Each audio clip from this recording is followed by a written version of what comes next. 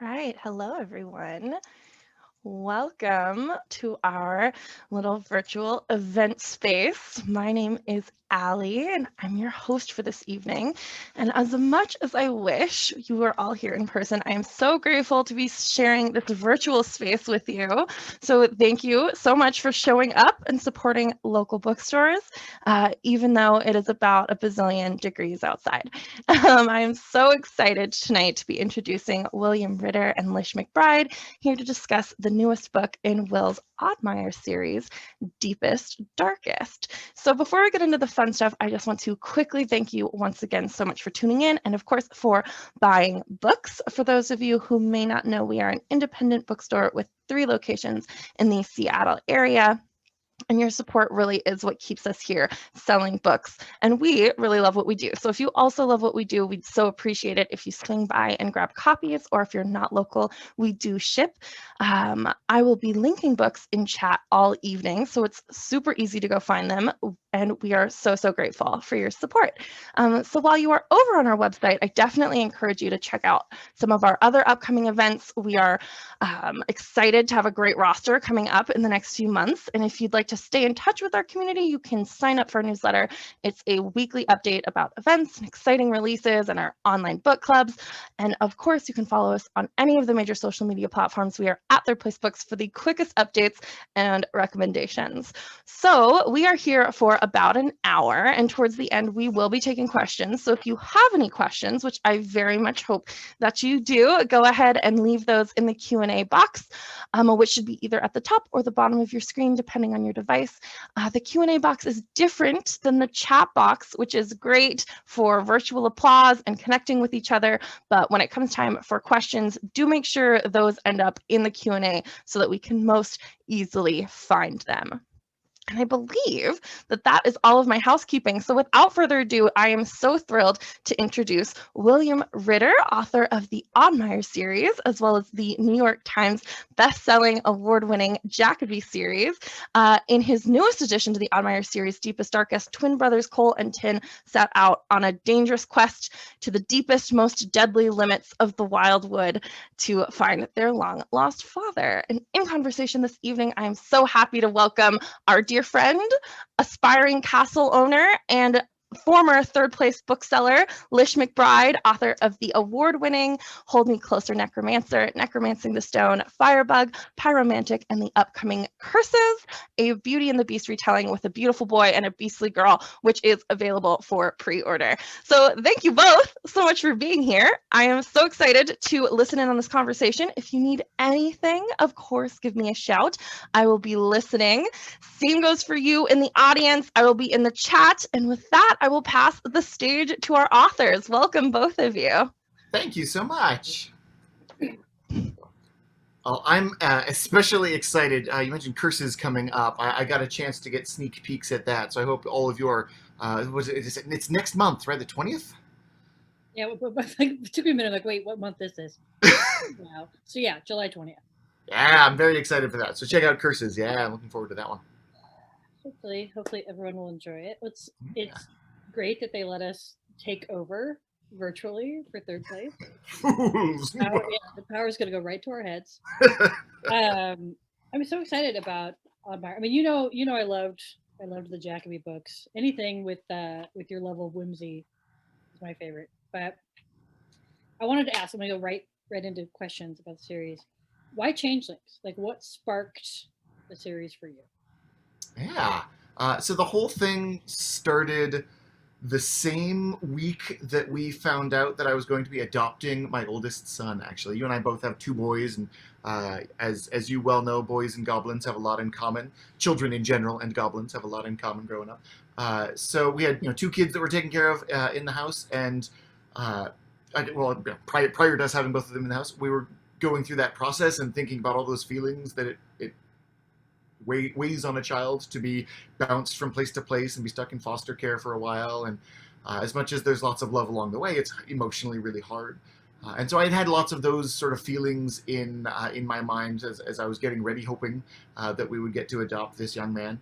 And then, of course, also I love fantasy and folklore. I'm a mythology teacher. I'm a big old nerd. And so I idea popped into my head about the way kids come to houses.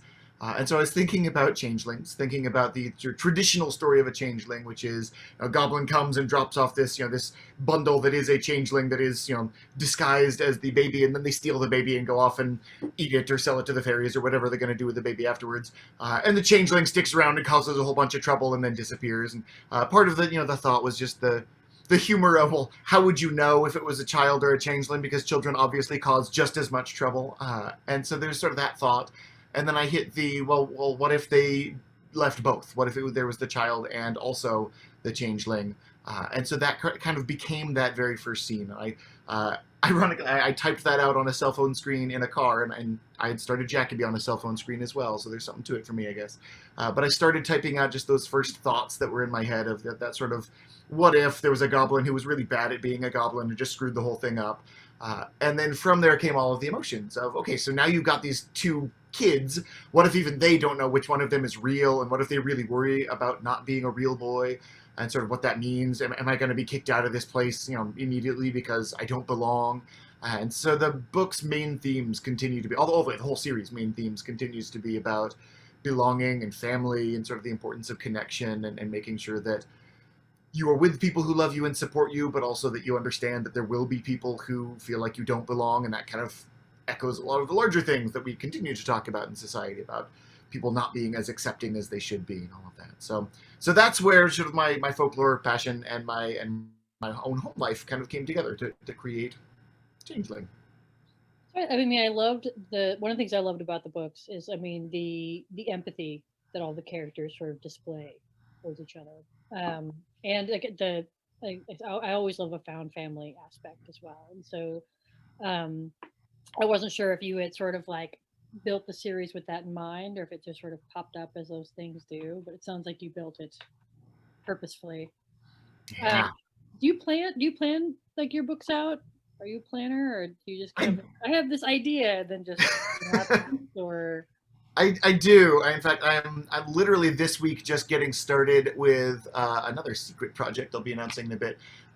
So in fact, I'll peek behind. This is my outline is currently on my whiteboard next to me. I'll lay it out in front of me. That one's about. I got it down to 10 pages. So I outline pretty exhaustively, which really helps for me. The individual scenes often happen in little flashes, like that very first scene for ODDMIRE happened just as, like I was driving in a car.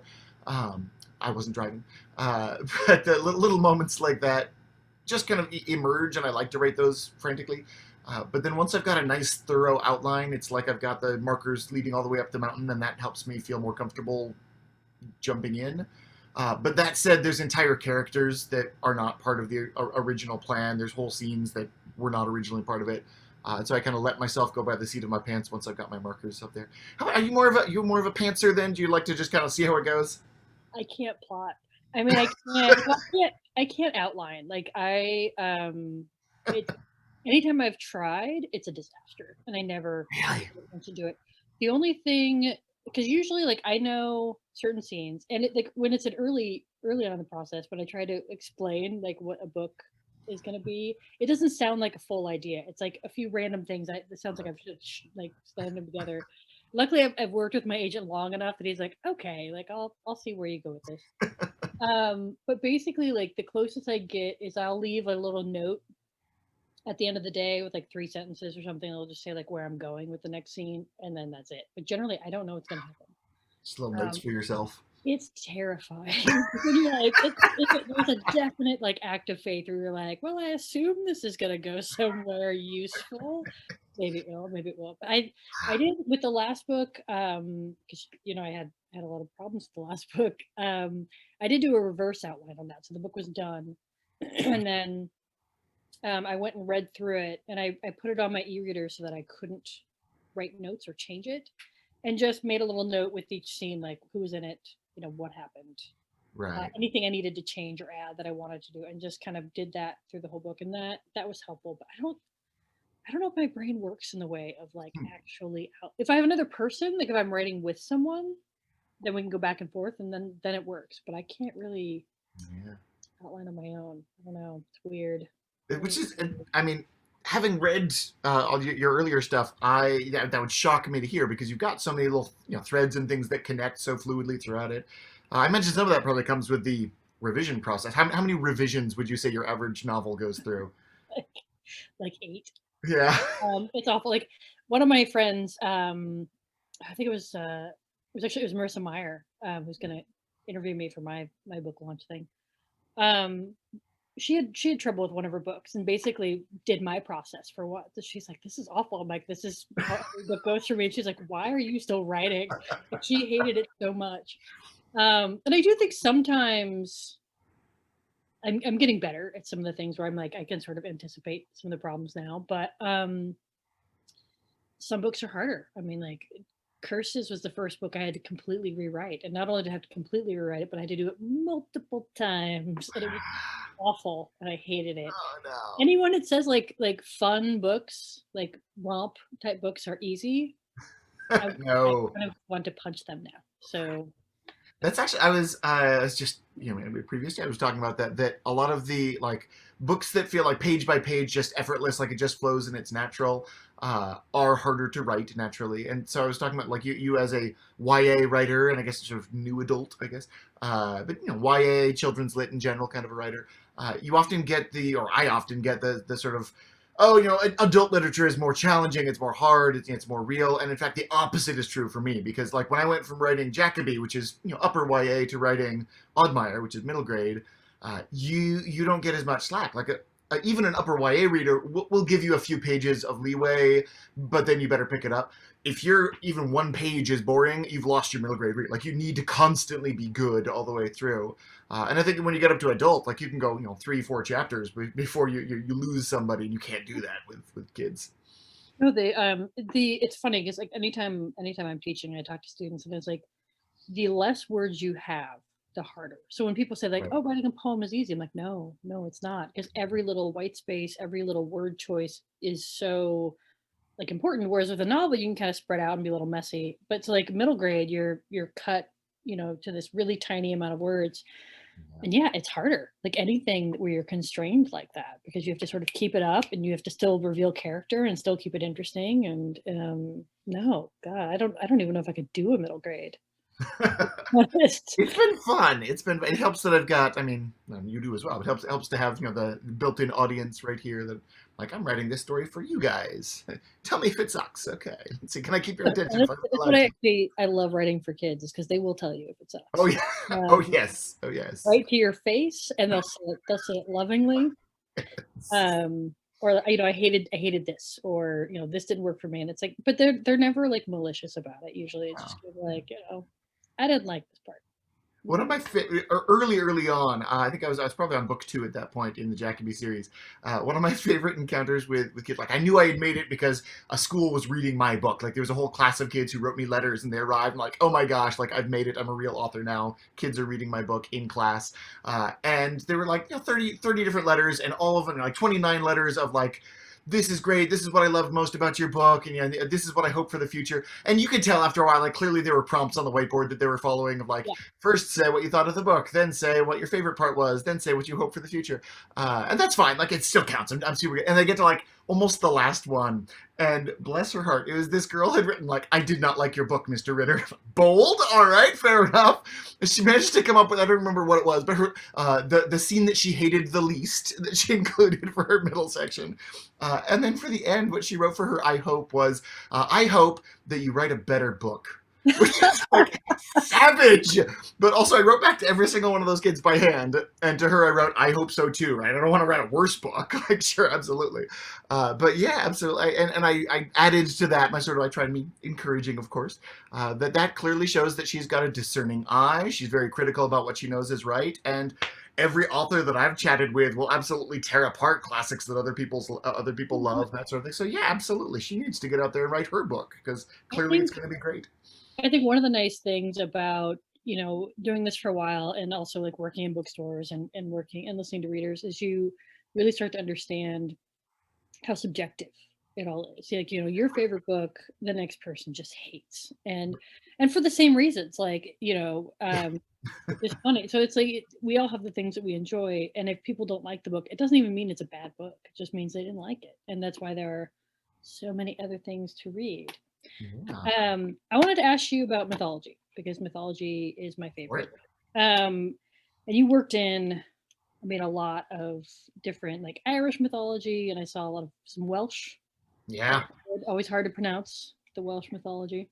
um, what how do you pick what you want to borrow? Like, how did you pick the ones you wanted to pick for the series? There's a lot. There's so many. I have a whole like over here somewhere is at least a shelf or two that's just like fairy tale creatures and whatever else. Out of that right here. Yeah, all my research books. Yeah, I try to borrow from a lot. Same as you, like yours. I've got my, my shelves behind me, which is just a fraction of what I've got out in the rest of the house. But I teach mythology, like I said, and I love teaching world mythology. When I inherited the class 7 years ago or so, when I first started teaching myth, it was Edith Hamilton's Greek mythology. It's a very dry, and Edith Hamilton is fine. She's a nice version of translating the texts, but it's not engaging in the same ways that it could be. And it's all just the Greeks. In fact, Edith Hamilton's, for some reason, includes a few stories of the Norse at the very, very end of her book. And it's like, why even at that point? It's a brief acknowledgement that other cultures exist, but it's only one of them, and it's a very select few stories. So it's this strange choice. So when I took over the class, I actually requested that they purchase for me, which is hard to get a school to do, but I had them purchase World of Myth by David Adams Leeming, which is this fantastic collection that instead of being organized geographically, it's organized by archetype. And so you get into like creation stories, and they'll give you 6 or 7 from around the world, and apocalypse stories from around the world, hero stories from around the world. And so I love that. I love looking at the ways in which stories have these common patterns. You get Joseph Campbell's The Hero's Journey, that sort of thing. You get those common tale types, common elements, and it's really nice to see. There's something about us that's just human. There's something about us, regardless of where you came from, that just taps into like that's what it means to be a hero. That's what it means to do good in the world. And then also, of course, wildly different. And so it's fun also to look at and celebrate the ways in which these cultures have very different ways of solving sometimes the exact same problems. And so that was a big point of it also, that you frequently only get, you're only getting Greek mythology, Greek mythology, Greek mythology. You miss out on all the other ways that, similar kind of problems get solved completely differently in different cultures. So that's already just kind of in my background. I love talking about those kinds of things in class. And I find that my students, who are my age demographic, resonate with those really well. They like hearing stories from all over the world. They enjoy getting to do their own research and just deciding, I'm going to learn about Hawaiian myths because I've never learned anything about that before. And like, awesome, cool, do that research. Tell me about it. And I learn from them every single year. It's awesome. So that was part of it. There were lots of things that I learned along the way that wound up being part of the book, just because I was like, I'm going to save this one because this is going to just find its way into a book somewhere just because I like it. And then other things where I get to a point where I say, I need something that is like this. I need something from somewhere around the world that's going to have something connected to this theme in it. And that's not a hard thing to find if you do a little bit of research into there. There's so many different big, important, deep, heartfelt feelings that get covered through myths one way or another, because it's been a big way that people have helped themselves heal and have helped teach future generations is through these stories. So yeah, I've had a lot of fun diving into the stories to find things to fit what I needed for mine, and then sometimes picking and choosing my favorites that I've met along the way and finding places for them one way or another. It's probably pretty hard to fit in, I think, with again, you have middle grade, smaller book, fitting in what is probably unfamiliar to a lot of the readers. Yeah. It's funny. I have a list of questions. I'm basically ignoring them now. Well, it's one of those things where you get talking with somebody, like, oh, I have more. I have all the questions.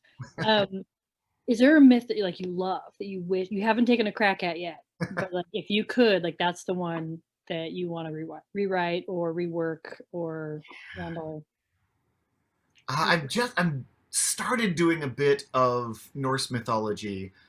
This most recent one definitely has bits in there. In fact, there's a character, not to spoil too much, but there's a character in there who goes by the name of Madame Root, and that's because she is the Grovroot, which is a Scandinavian term for this sort of the spirit of the mine, the spirit of the mountain, spirit of the underground, and so it's this sort of cool, interesting background characters from that. But something that I would love to eventually do a story with is the Norse have a concept of the Draugar, which is sort of the Norse version of a zombie. And I super love the idea of those stories, especially because the way they get treated in Norse lore is so playful. I got years and years and years ago, actually, I played with this concept that the Norse history can get super nerdy at you now. So the Norse only kicked around in sort of the Viking Age for around 200 years. It was from around 793 until about the year 1000 when they were actually out there raiding and being Vikings officially, and that was sort of considered the Norse Age. And right around when 1000 hits, Olaf Tryggvason, the king, says, "No, we're going to be Christian now. Everybody be Christian." And so he sends out the people who are good, sort of the superhero representatives of his group, people like Leif Erikson, who were very popular and who people thought were cool. And Leif at that point was trying to explore Vinland, which is what we now know as North America. And so he needed to fund his ships, and he said, "Sure, I'll spread Christianity for you if you give me the money for my boats." And so basically he would be rolling into a place like, "Hey, all of you giant burly people with axes who murder for a living and tell stories about pitting babies on spikes for fun, y'all are wrong and your religion is wrong and here's this Bible." Like, that's a hard sell. So instead of trying to sell it that way, that whole transition was so fun because it was this like, they'd hold challenges where they would light 2 different bonfires, one for the Christian god and one for the Norse gods, and they'd have a berserker try to make their way through each of them, and if they got stuck, that showed that that fire was stronger and therefore that god was true. And so you'd get the berserker getting stuck in the Christian god's fire and go, burning to death, and convincing people to join your benevolent god by burning their strongest people to death is the most Viking thing I can imagine, right? And you get stories of, so like the Draugr, for example, comes in, because you get stories of the good Christian Norseman makes his way down and he sees, near the churchyard, a ship has wrecked up on the shore, and there's this corpse sitting up, and so he can tell that that is a Draugr. When you come on a corpse that is upright, that's a good sign. It's a zombie, basically. But he also sees that the ship has let loose its cargo, and there's a big box full of his favorite rum, and he can't pass up on that. So he sneaks up on this Draugr and knocks it over with a bit of driftwood and takes the rum, and it's weighing him down. So he's going too slowly, and he cuts through the good Christian churchyard, and the Draugr is following him, and he calls on the good Christian dead to drag the evil dead down under the ground. And so the good Christian dead come up from the ground and drag this Draugr under the earth, and he's able to take the rum back to share with his friends. And so stories like that kind of, instead of saying you're wrong and your story doesn't exist, they're just like, your story's right, but our story is even cooler, right? Ours is even stronger. And the whole thing, there's a concept at the end of Ragnarok, the sort of Norse apocalypse, when the last 2 humans left in the world are Leif and Lifthrasir, who are the stubborn will to live and life, which is their names are very Norse. And those 2 people managed to survive hiding in this wood, and eventually they emerged to restart the world. And so that was, even at the time, used as kind of a sell for like, your version is just 1.0. 2.0 begins with those 2 people coming out of the wood. We call them Adam and Eve. Here's that book.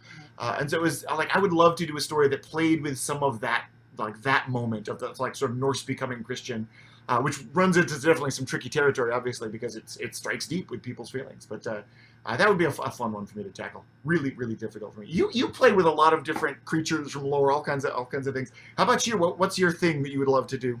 It's funny because I actually just did the Norse zombies in a project I was doing on Patreon. Like, I worked them in. They got to battle some things. Fun, right? I didn't make them playful though. They were They're pretty creepy. Unstoppable killing machines.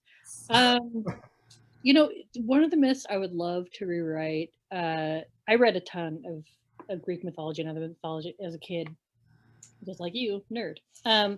So Cerberus. That always made me really sad. Like, it depresses me to read it. Like, it was one of my favorite myths, but I mean, the basically his origin story is just crushing. And so I'm like, I would like to be able to go in and sort of, I don't know, not redeem him because he doesn't need to be redeemed, but sort of give him a happier story. Yeah. I don't like how sad it is. So sad. He didn't do anything wrong. He and Hades actually get treated as the villains so often, at least in modern versions, and they very much were not. Yeah, he especially, basically, I mean, not when Hades is the villain, in the sense that, like, he wants the guard dog, and so he takes the dog's best friend. Right? So sad. Like the Hercules story, as his labor to take Cerberus. You're facing off against this big, giant, scary dog who's at this point got three heads that are all biting and nasty and scary because he's been down in Hades being a guard dog for so long. And you'd think that the challenge at that point would be, wrestle it or beat it up or whatever. And really, it was just you had to not hurt it. He had to be nice to Cerberus as he took he couldn't hurt Cerberus or whatever. Which I thought that's sweet. That's good. That's a treat. Yeah. And then the cake was the way that you convinced him to let you through the underworld. That would get me through the underworld. Right. Yes. Here's some pie. Great. Have a good time. Right. If you could be something in the wild wood, taking it back to your book, what would you be? Sure. Like any of the creatures you have in there. If you could any of those creatures. Well, I used a lot of those in there. Ooh, that's a tricky one.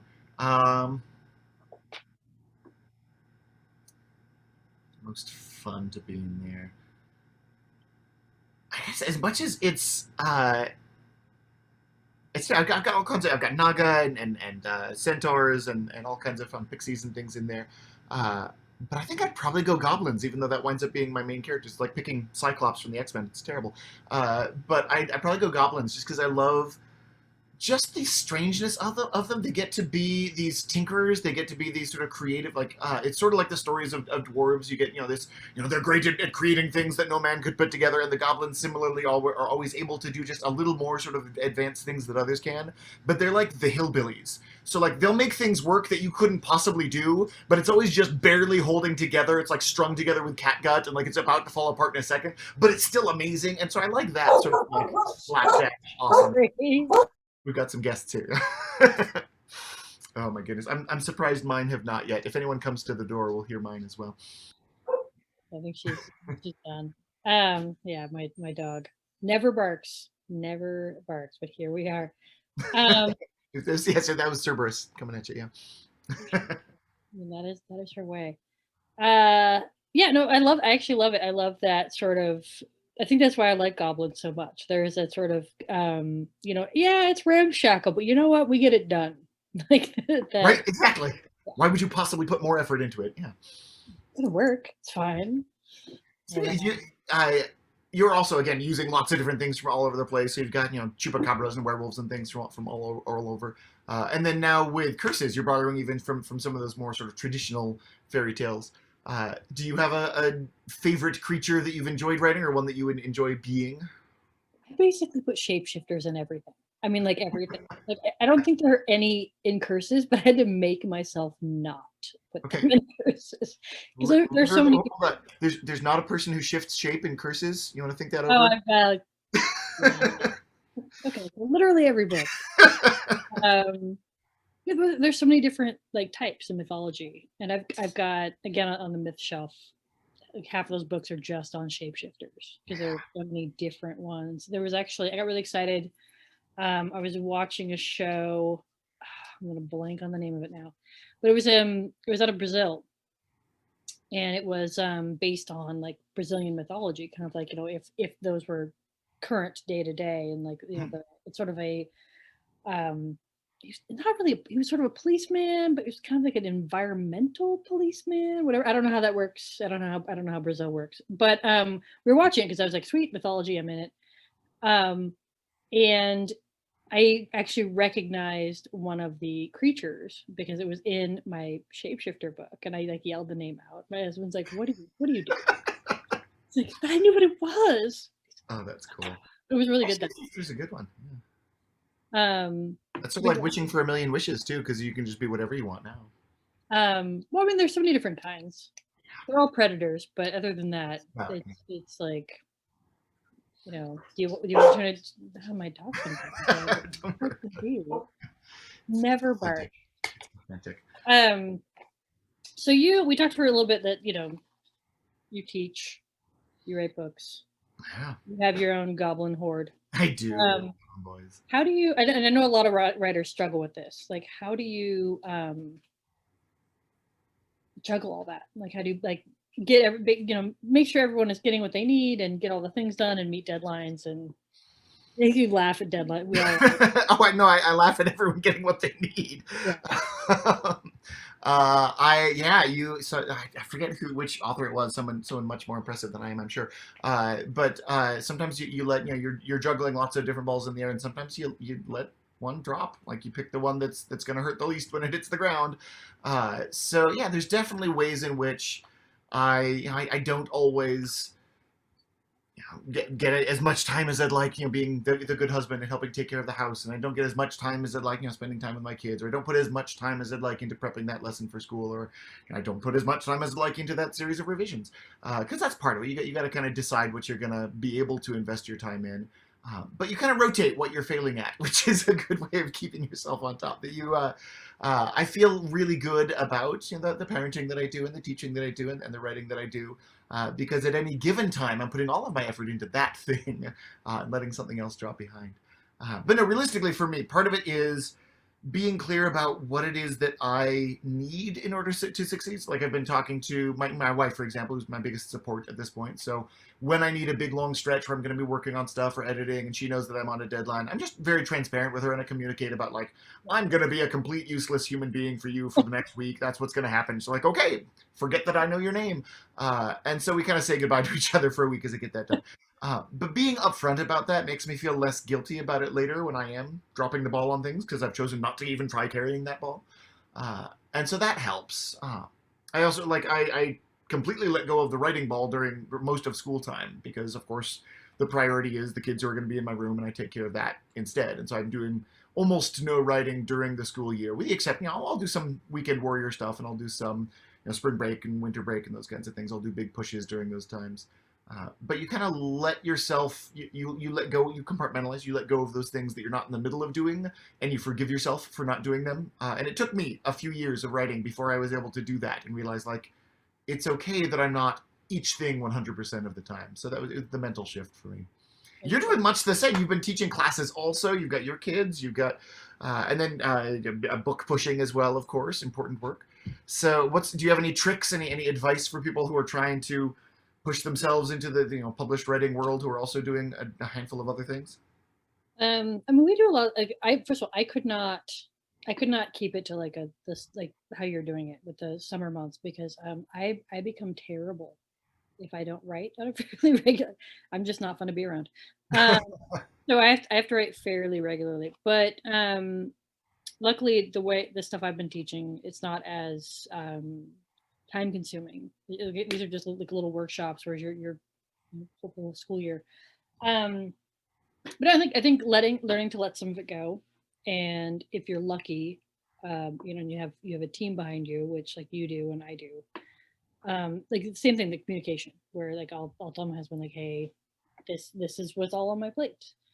And my mom will step in and all kinds of things. And so learning to use that, but also your writing community, like when you get stuck with things or you get overwhelmed, and talking to them, and sort of like knowing that like it's okay to put that weight on them, because they're going to do the same to you, and all that good stuff. One of the things that I read years ago, and I want to say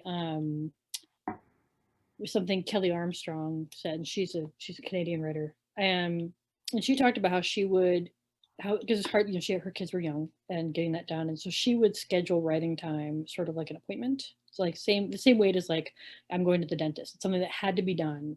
Right. Seeing it as something that wasn't frivolous and just you with a hobby or however, but actually like it's your work.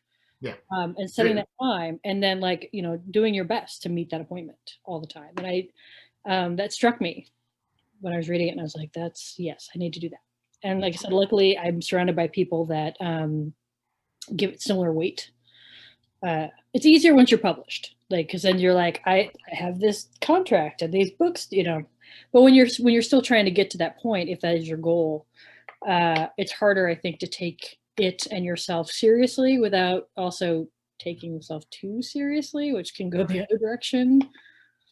You have to It's easy to feel guilty, though, right?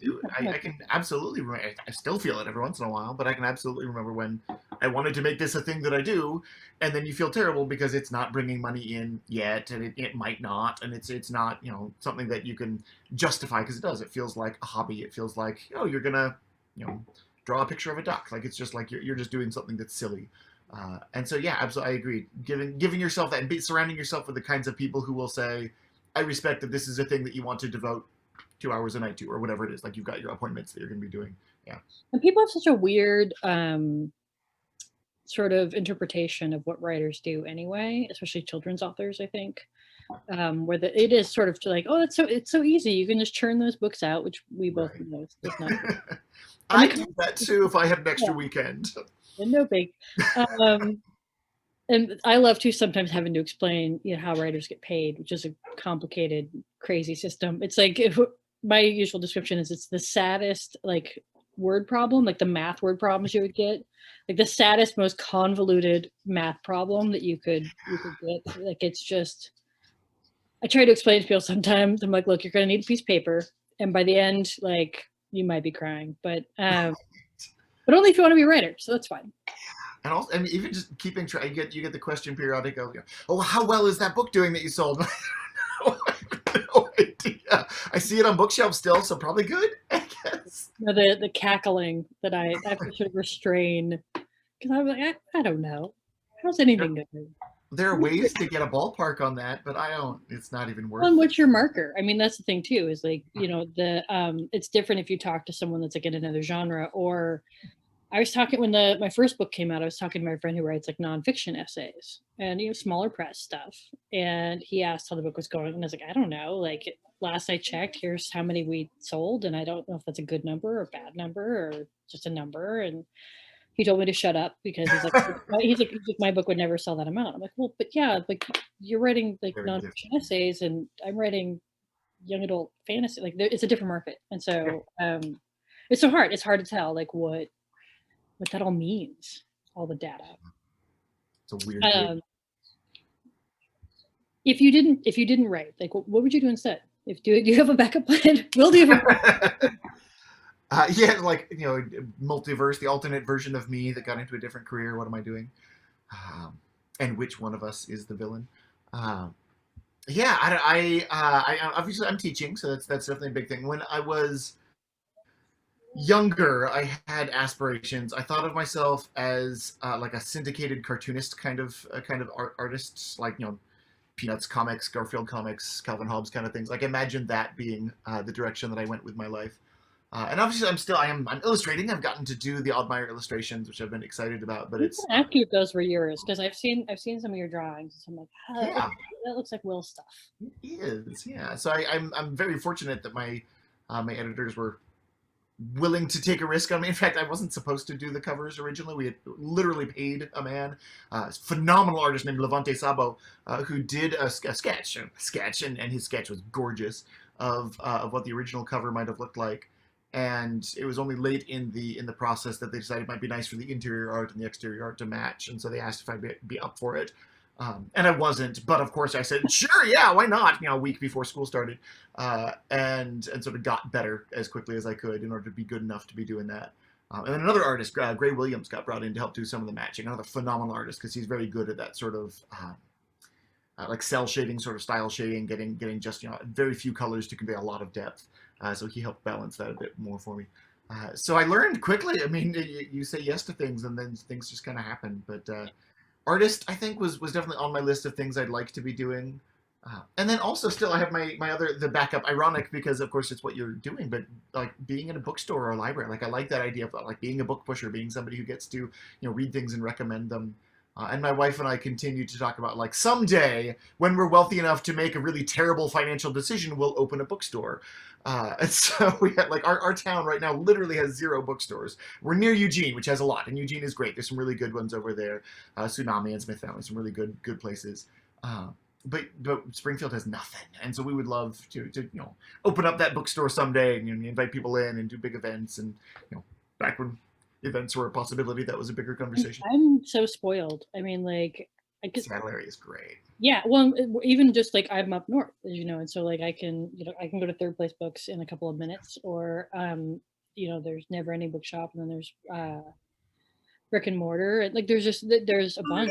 They're so they're so lovely. So it's nice to have that availability. Yeah, Elliott Bay, Queen Anne, you've got a lot of really good ones up there. I worry right now.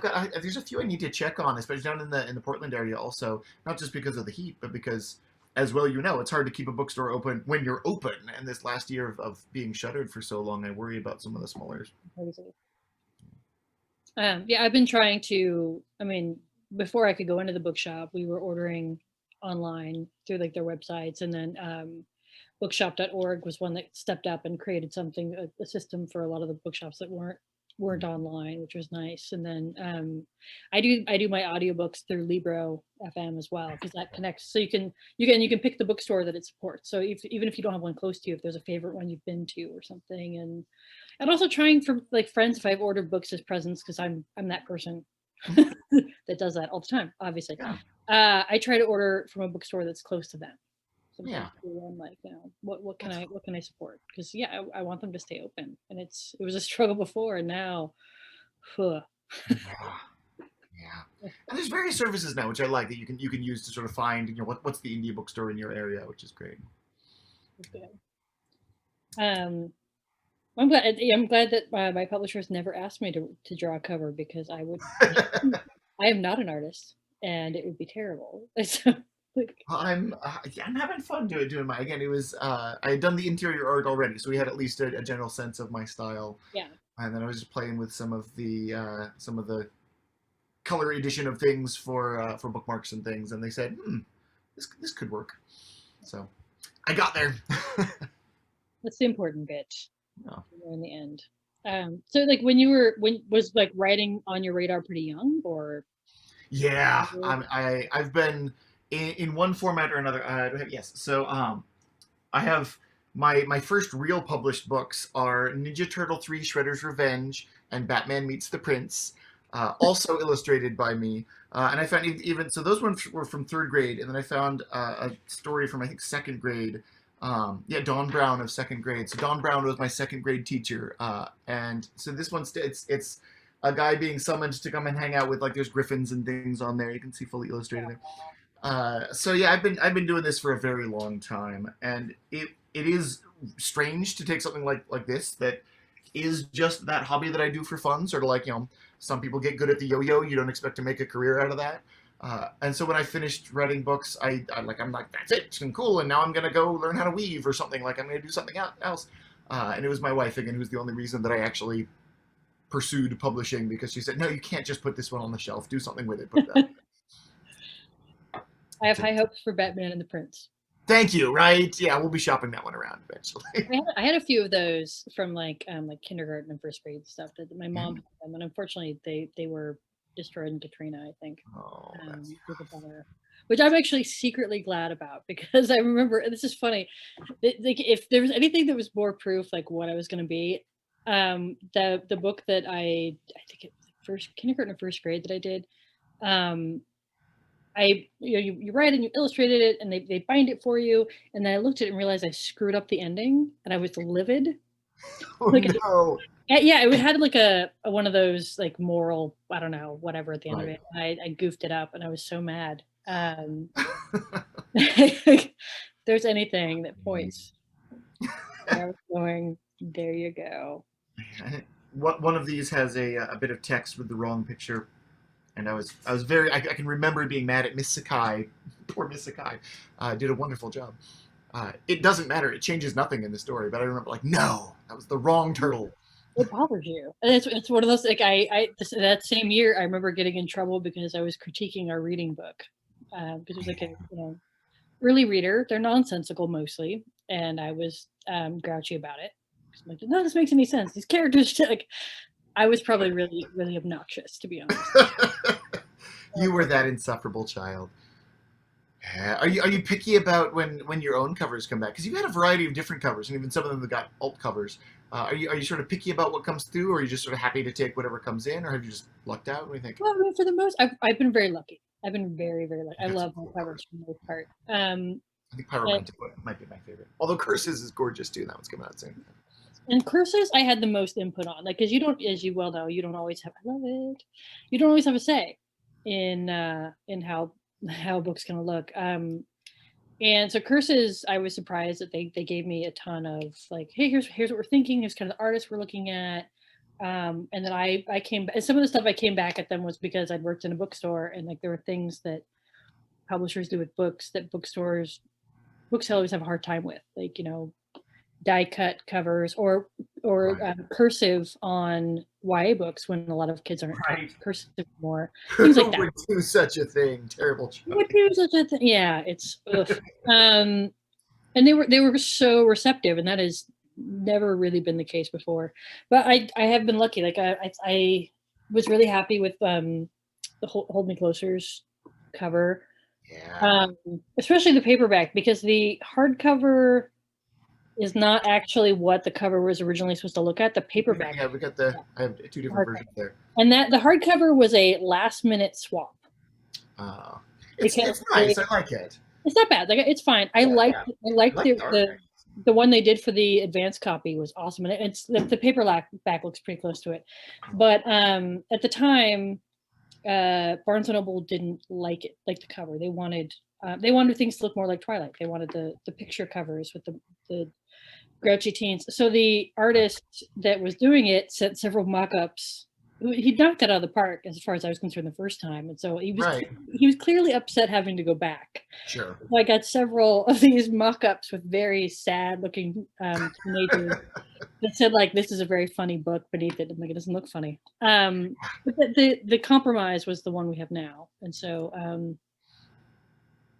And Alan, you've got a version of Hold Me that's got this style on it also, yeah. right? And that's one that's one that's closer to the advanced copy. Yeah, that's cool. I like that one a lot, because it was sort of, he went with like a kind of a retro movie monster poster. I think you can find pictures of it online and stuff. But yeah, really lucky, I think, with covers, because we don't get to pick, and covers are really make and break it. I mean, I pick up a book because I look at it, oh, I like that cover. That cover looks really cool. Like, what it does, it really does impact, I think, whether someone picks it up or not. Yeah, I've been really lucky. Algonquin Young Readers has been my publisher for everything I've put out at this point, and they are really conscientious about even just the feel of a book. It's one of those. Workman Publishing was the sort of the founder, and apparently Mr. Workman had this whole thing where he would like hold a book in his hand, be like, "This feels like a $10 book. This one feels like a $20 book." It's like that whole sort of like the feel of it mattered, the paper mattered, and the covers definitely matter. And so, for instance, some of my friends have put out books that are really outstanding, awesome things. Nova and Suma had one called The Walls Around Us, that my copy's in the other room, otherwise I'd grab it off the shelf. But it's this wonderful, dark story about, it's a ballerina, but also there's this sort of paranormal element to it. It's intense and it's good. And it's the kind of thing that I can imagine, like if Harlequin had put it out or something, it would be like a ballet slipper with blood dripping off of it, and that would be the cover. And like it would appeal to a very specific audience, and that would be it. And instead, it's got this cool dark cover that that just sort of it makes reference to something that's an important element in the story itself. And it's those kinds of things, that having that good sense of what the story actually is and making a cover that matches that, as opposed to what will sell or what will be an easy thing to slap on the front. And the cover has to match the genre, because I mean, so many of these have a language to them. Like, I can walk into a bookstore, I can look at book covers, and I can tell you, like, okay, that that's a romance, that's a mystery, that's, I mean, without looking at the book, I don't even have to read the title. I can tell you just from the images on there, because I worked in bookstores long enough. Yeah. And I know what. So when they get the language wrong, it's a big problem. Because even if you're not conscious of it, somewhere in your brain, you've learned to interpret those, and so it can be a big thing. Ali just hit us with the cover, and you can purchase it for only $9.95 from Third Place Books. The Walls Around Us, with the fun flowering creepy vines. Yeah, so good, so good. I'm going to keep asking questions, but just in case people are not reading that, because I'm garbage at reading the chat. If anyone has any questions, put them in the Q&A box, which is either at the top or the bottom of the screen. But I have more. I always do. Oh, I see Q&A is separate from chat. Check that. I think so that I wouldn't have to scroll through the chat to go back. That's my guess. Yeah. I always forget to ask Allie, like, like, is that why? Because my Zoom doesn't have that. My guess is correct. Which is great, because otherwise scrolling isn't going to happen. What else did I want to ask you? So, you said I love researching books is one of my favorite things. Was there anything you had to research for, like the ODDMIRE series, that like was your favorite thing to learn, like something new that you hadn't learned before, or something that you loved but maybe couldn't work in, even though you're like, oh, this is so cool, but that won't fit? Yeah, I mean, I give myself an excuse to do what I love doing. Mike Mignola was sort of my inspiration for that. He He's the guy who did Hellboy, and he decided early on he'd been doing a bunch of stuff for DC and Marvel and in various other groups, and great art. But his favorite thing to draw was like skulls, monkeys, and monsters. Like that was what he liked drawing, and so he made up a story that gave him the excuse to draw skulls, monkeys, and monsters as often as possible, and that became Hellboy. It's this massive thing. So I'm like, okay, what's the thing that I want to do that gives me the excuse to do what I love doing? So yeah, I research a lot of mythology. I research a lot of folklore. I research a lot of myths, which I would be happily doing anyway if I didn't have the excuse, but it gives me the excuse.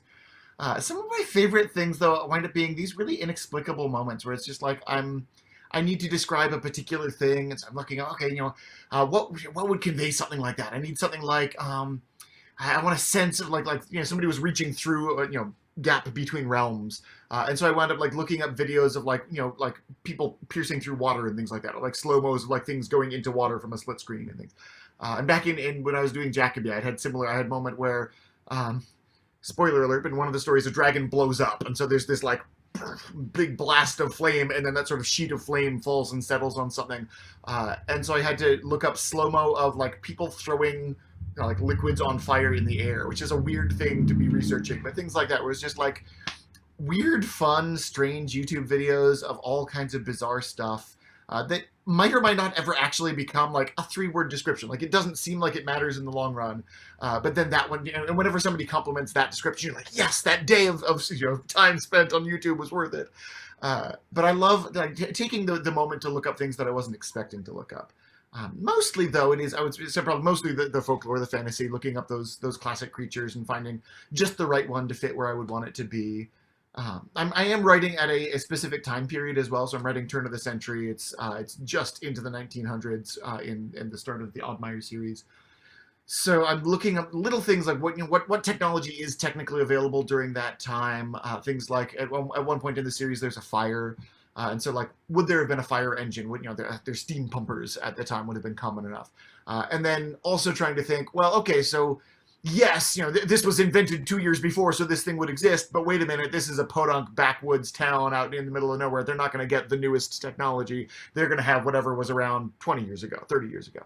So things like that, where I liked learning a little bit about sort of what my time was like in that period.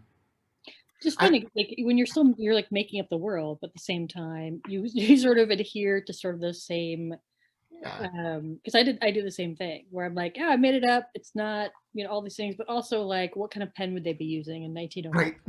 Right. It's because you want to get sort of the flavor right. That's sort of how I look at it, and so very intentionally used fictional cities instead of real cities, even though it's based on kind of places that I have been to. It's really, at one point I had baby goats. There was kids in the Jackaby series, and there's somebody who raises goats, and someone who's bringing up like this is similar to around Maine. Like I've talked about that being kind of the general.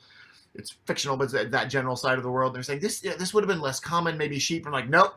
In Newfoundland, it's goats. Like that's accurate for this time, and I can say that that's true because that's what it is in my world. So it's nice having little things like that to get away with it. On the topic of researching things, I wanted to ask you a little bit about both of us. I know do sort of things from folklore and things from fairy tales and things that already exist, but then also you do things like flagers and things like you do creatures that are like this interesting chimeric creations of your own. What's sort of your process of deciding whether you are going to do some research and find a thing that already exists, or whether you're going to make it up for the moment? I think sometimes it depends on what I need it for. Like how specific do I need it to be? With the Sam books, the reason I end up with like Taco's, the Pygmy Chupacabra, it's because I find them funny. Right. So I was like, what would be if they open up the closet and some a gnome comes writing out on something, what would be the funniest thing for him to be on? Right. I think at first I was gonna put him on a skunk or something. I don't remember.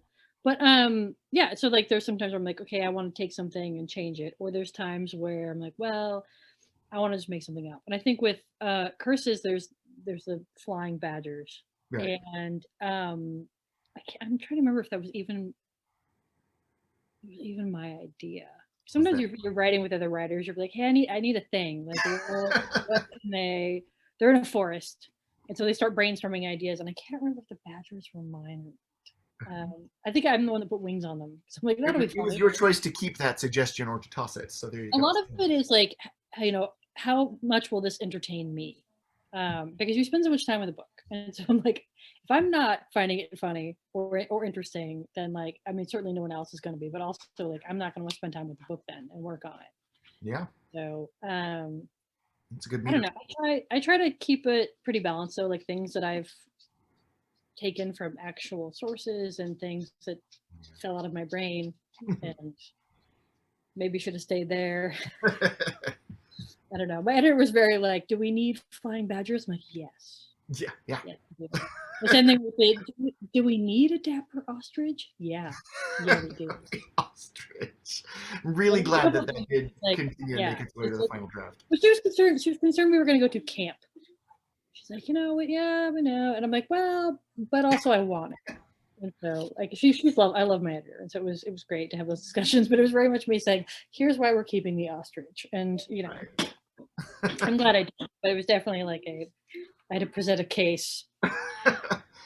Yeah, I think there's an element of that like camp that celebrates what it is. That's also like there's that like the Evil Dead horror and things like that, where it's just like it's cheesy and it knows it's cheesy and it loves being cheesy and also it's celebrate and like I think honestly like a lot of your style is that sort of like B-movie horror awesome of like in all the best ways and all the right ways where you get like there's nothing wrong with camp. Camp's entertaining.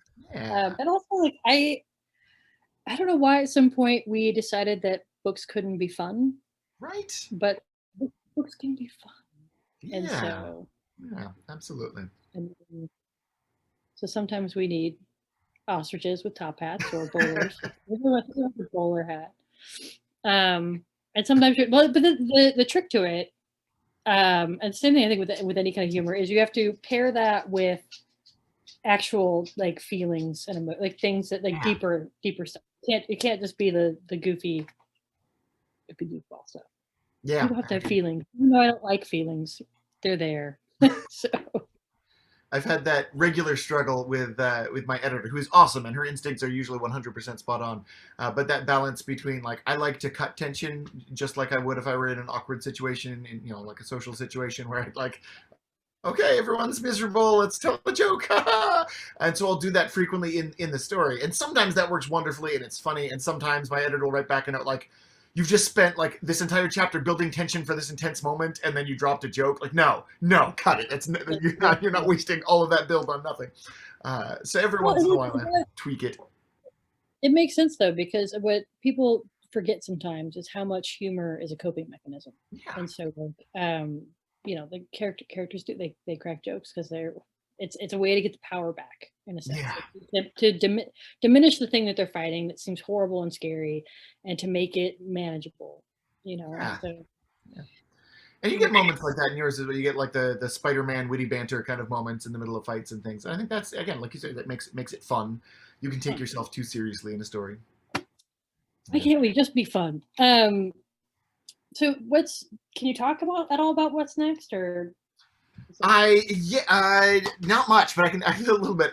So I have two different projects that are both secrets still, although those secrets are liable to break in the near future. So I've got, I think, about a couple of weeks now, and then I'll hopefully be putting out a big old announcement for everybody about my next project through Algonquin Young Readers, which I'm very excited about, but cannot speak of.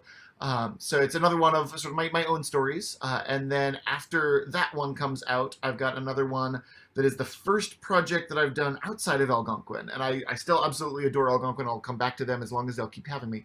But I had one project that I got the opportunity to pitch. Somebody that I had known from working with previously had said, hey, this guy writes pretty well in this this kind of thing. And it's my first IP project, which is for a project that intellectual property that belongs to somebody else. So this is an existing character from an existing series that I really enjoyed many years ago, and they were looking to create a few different stories connected to that. And so I got tapped to be one of those writers, and was thrilled that they liked my pitch enough to commit. So that my work on that one is more or less wrapped up, but it remains a secret that I can't talk too much about. So I'll be sure. If for your readers that want what's like the best way for them to get the news? Like, do you have a newsletter? Do you mostly announce on Twitter? Like, where are you most active? I do have a blog, rwillritter.wordpress.com. Most frequently, though, I'm on Twitter. Will O the words. And so I'm most likely to be blasting things out, Willow the Words on Twitter. And how about, speaking of you, again, you're about a month away from Curses. You want to drop your info for how people can get hold of you? I do. So I'm occasionally on Twitter. I'm on and off Twitter. I put a lot on Instagram. I do have a newsletter. It's not big. I don't know. I don't know if anyone wants to hear what I'm doing. No, not the time for humility. What's that handle? How can people find you on Instagram? It's always my name. So I mean, Lish McBride, because like, so it used to be, originally my Twitter handle, and I still have some bookmarks to have this on it because I over-ordered at one point. I thought I was out and I ordered more and then I found a big stack. But so I have these bookmarks of my old Twitter handle that used to be Team Damnation, because when I picked it, like that was my team name for a house that I lived in, because we all had team name. Like that's a normal thing to do. And I didn't think, I was like, oh, that's funny, I'll just use that. And then one of my editors was like, we don't want to put that on a book. And I was like, not for children. And I'm like, well, if they're picking up my book, like, that's gonna be the least of their worries. Right, you need to know what you're getting into. So I changed it. But yeah, I'm on Instagram, I'm on Twitter, as much as one can be on Twitter.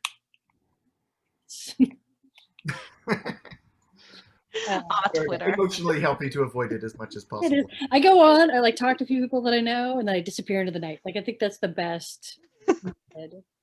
Yeah. Love it so much, but my goodness, what a toll it can take.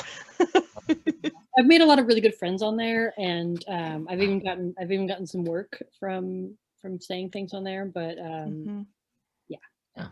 Book community matters. It can be a bit of the opposite if you're not careful. There's a lot of toxicity out there, but I've made so many wonderful friends thanks to social media and Twitter and getting to know people. Oh yeah, there's totally a reason we keep doing it, you know? Yeah. Anyways, hi everyone, I'm back. So it's about time for us to call it a night, but I'm just going to take this last moment to say thank you to everyone who is here, audience members, all of you who'd like to get your hands on a copy of Deepest Darkest. There's a bunch of links in chat, so go scroll through those until you find the ones you're looking for.